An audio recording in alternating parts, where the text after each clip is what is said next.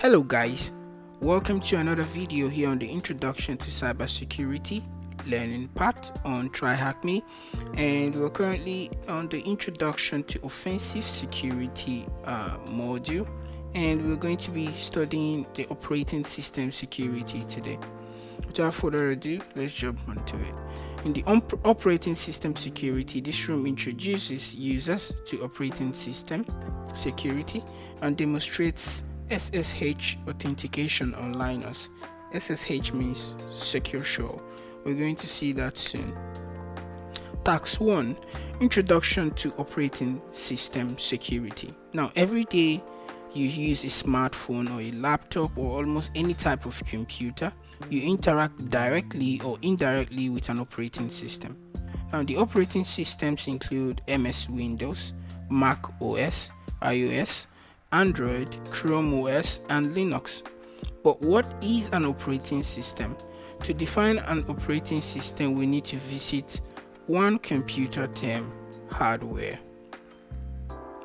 Computer hardware refers to all the computer parts and peripherals that you can touch with your hand.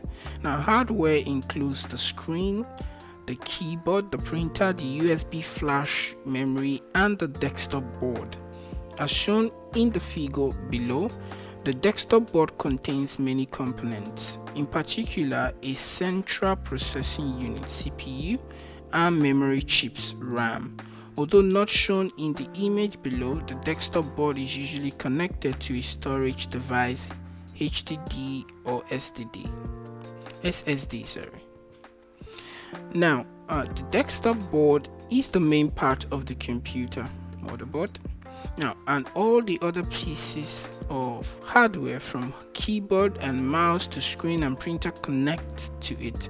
However, the hardware components by themselves are useless if you want to run your favorite programs and applications.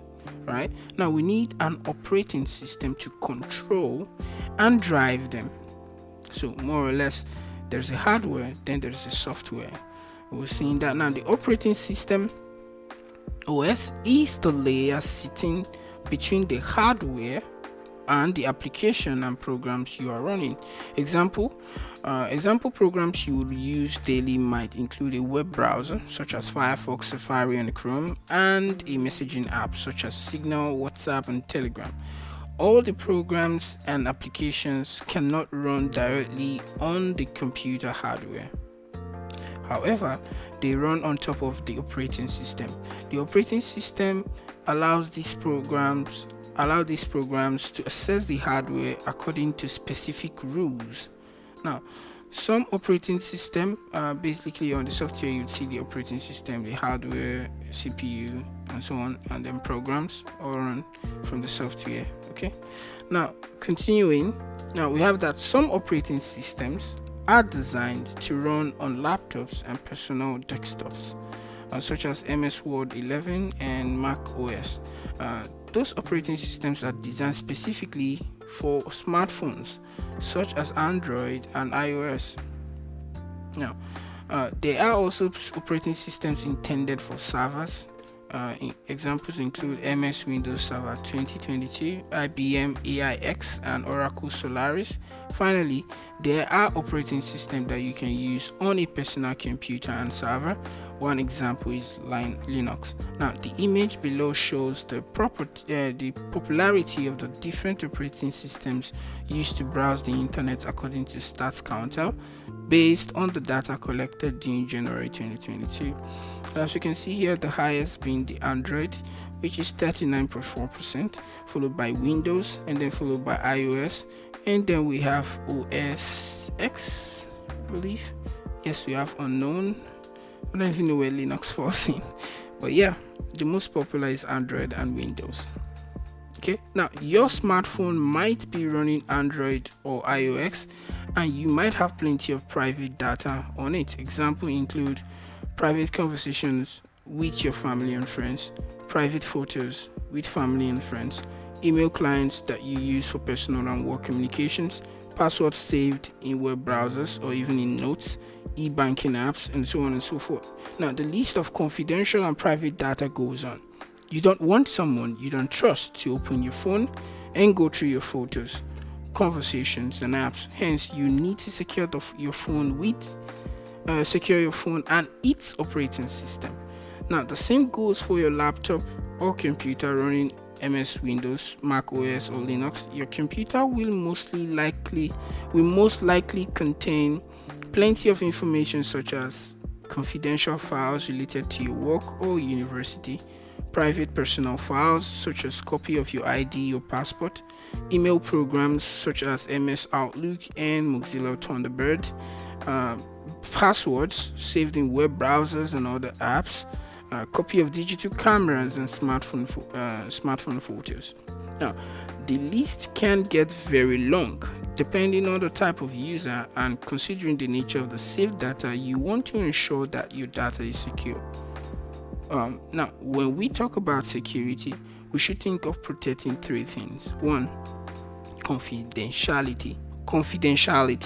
Now, you want to ensure that secret and private files and informations are only available to intended persons. Now, integrity.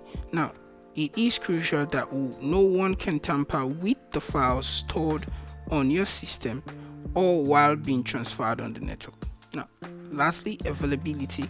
You want your laptop or smartphone to be available to use anytime you decide to use it. So it's what we call the CIA triad. That is confidentiality, integrity, and availability. Okay. In the next talks, we will discuss common attacks against these security pillars. Answer the question below. Which of the following is not an operating system? AIX, Android, Chrome OS, Solaris. These are all operating systems. This one is for servers, which is I think Thunderbird is an email client. Yes, so it's not an OS. So the answer should be Thunderbird. And that is the answer. Let's head on to Task 2. Okay, Task 2, common examples of OS security. Now, as we mentioned in the previous task, security is concerned with attacks against one, confidentiality, integrity, availability. Now, in this room, we will focus on three weaknesses targeted by malicious users. One is authentication and weak passwords. The second is weak file permissions, and the third is malicious programs. Now, authentication and weak passwords. Authentication is the act of verifying your identity, be it a local or remote system. Authentication can be achieved via three main ways. One, something you know, such as passwords or a PIN code, something you are, such as a fingerprint, and something you have, such as a phone number via which we can receive an SMS message. Now, since passwords are the most common form of authentication, they are also the most attacked. Now, many users tend to use easy to guess passwords or the same passwords on many websites. Moreover, some users rely on personal details such as date of birth and the name of their pets, thinking that this is easy to remember and unknown to attackers. However, attackers are aware of these tendencies among users. Now, the National Cybersecurity Center (NCSC) has published a list of the 100,000 most common passwords. Let's look at the top 20 in the table below. So basically we can see the number one is 1 2 3 4 5 6, and 1 2 3 4 5 6 7 8 9.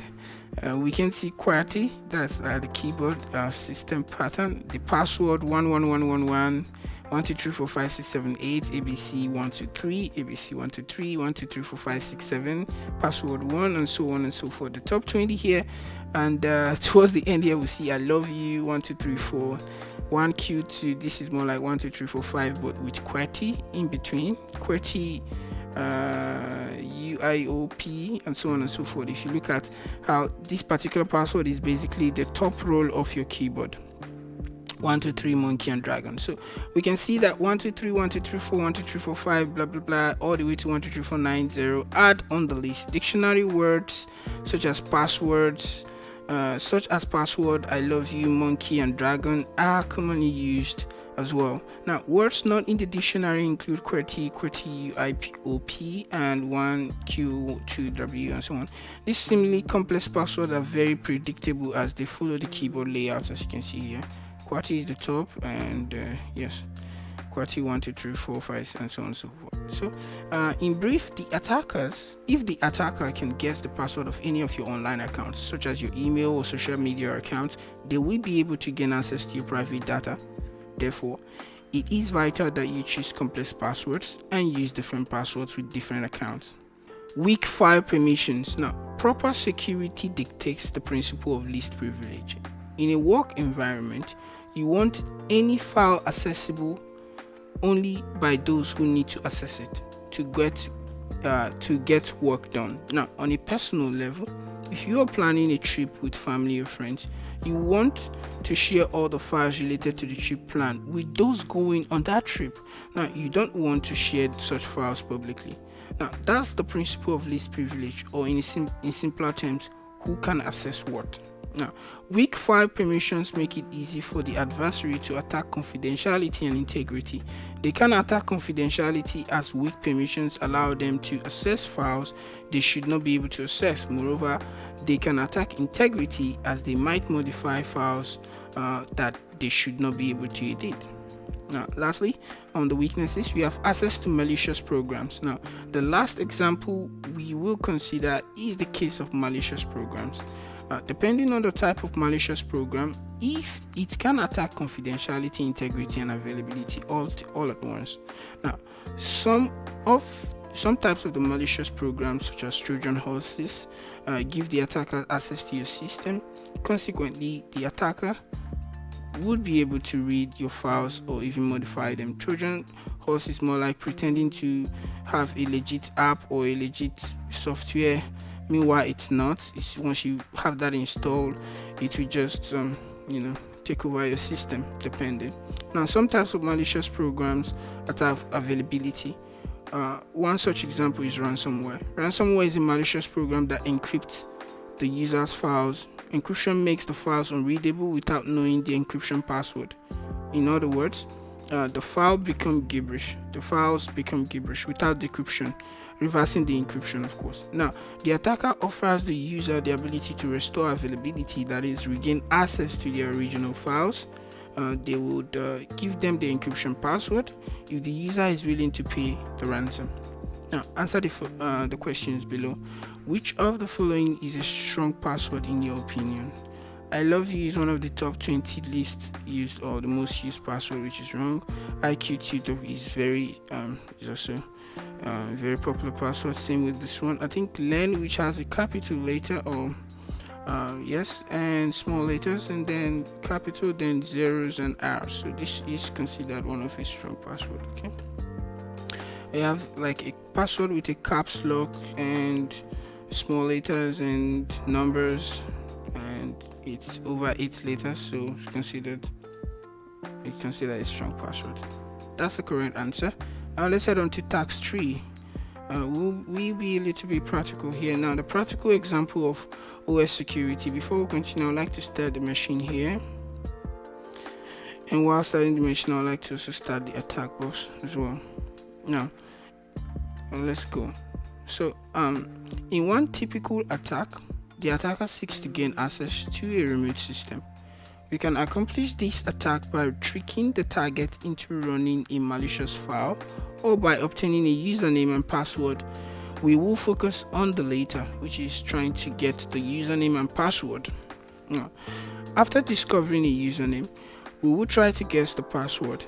Now, furthermore, we will try to escalate our privileges to a system administrator. This account is called root on Android, Apple, and Linux systems. While on MX Windows, this account is called an administrator. Now, the account root and administrator have complete unrestricted access to a system. Now, in this task, we will try to hack into a Linux system. We assume that you have never used a Linux system before, and we'll explain accordingly. So it's loading, but on the attack box, start the terminal by clicking on the terminal icon shown in the image above. you will be writing all the commands you need on the terminal. So the terminal will be on the top, so I'm waiting. So we have 100%, and here we go. Okay, load fast. Yes, so if we start the terminal, let's see what next. We will cover the following Linux commands and explain them throughout the task. So our virtual machine is ready, and we're going to start our terminal. So there are 3 ways to open your terminal. So one here on the top, one here on the desktop, third here is on the shortcut menus here. So you can click any one and it will open up the terminal for you. So we have our terminal open. Okay, so now let's go on. Now we are going to be looking at this following Linux commands. Who am I? SSH username at an IP address, ls listing, cat file name, which is to open up a file, and history. We are hired to check the security of certain company. When we visited our client office, we noticed a sticky note with 2 words Sammy and Dragon on one of the screens. Now let's see if Dragon is Sammy's password on the target machine 10.10.30.182. Now this 10.10.30.182 is our IP address that we just loaded here. Okay, now from the attack boss terminal, we will try to log into Sammy's account by executing ssh sammy at 10.10.30.182. The remote system will ask you to provide Sammy's password, which would guess is Dragon. Okay, now the first time we connect to a server over SSH, we will get a warning about the server's authenticity, and SSH key. We need to answer, are you sure you want to continue connecting, which is yes or no, with yes. Now please note the following. When entering the password over SSH, when you log in via SSH, you won't see that you're typing the password. Okay, in other words, when you're typing SSH password, you won't see stars, dots, or any indicator on the screen that the password is being typed. However, the system still receives the password you're entering. Now the interaction on the attack boss terminal is shown below. So we try like the SSH Sammy at 10.10.30.182. The authenticity of host would come up, and then you type yes and so on, and then they try the password and it will be like this. Okay, now amazing, it worked. Let's confirm that we are logged in as Sammy using the who am I who am I command, which should return Sammy. Now to list the files in the current directory, we can use ls, short for list. The command will show all the files in the current directory unless they are hidden. Now if you want to display the contents of any text file, you can use the command cat file name, short for concatenate. Now the command will print the contents of the file on the screen. Now in the terminal below, we see the usage of the 4 commands: ssh, who am I, list, and cat. Please follow along from the attack boss. Okay, I think this time we'll just try that. The first is to use ssh sammy, and we'll use our IP address, which is 10.10.30.182. We have enter, and it's asking for the authenticity of the host, so we're going to type yes, and it's going to ask us for password, and we're going to use Dragon,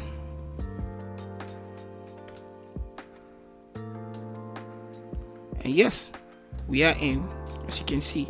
So the first thing we're going to try here now is the who am I. So we want to confirm it's Sammy, so we'll type who am I, enter, and it gives us Sammy. The next is to list whatever we have on the current directory, so we're just going to list ls is the list. As you can see, it gives us current country.txt, draft.md, and so on. So it lists all the files on that current directory. And the next is cat. Let's say we want to cat. Let's cat country.txt, cat country.txt, enter, and you have UK. Okay, so the contents of the country.txt is UK and so on. We can try one more. We can try to cat icon.png, and let's see, cat icon.png, enter. Maybe there's nothing in there, okay, and so on and so forth. Now, in our brief introduction to Linux, the last command that we will cover is history. The command prints the commands used by the user. We have learned about 2 other users that can access the attached machine. They are Johnny and Linda, who can also attach, who can also access this particular attached machine. Now, we know that both of these users have little regard for cybersecurity best practices. We can use several ways to guess the passwords for these 2 users. Here we list 2 approaches. Now, before we go on, I would just like to type history. Let me see what we have. History, and okay, this from here you can see the last ones that we tried, and then previously you can see all other particular commands that was typed into this particular the history of the commands, I guess. Okay, now we both know we know that both of these users have little regard for cybersecurity best practices, so we can use several ways to guess the password for these 2 users. Here we list the 2 approaches. 1, if you're not logged in as Sammy or any other user, you can use SSH Johnny at this and manually try one password after the next to see which password works for Johnny.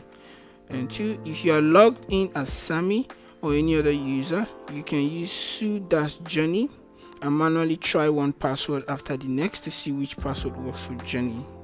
So these are the 2 ways to actually attach it. Alright, without further ado, let's start to answer the question. Now, based on the top 7 passwords, let's try to find Johnny's password. What is the password for the user Johnny?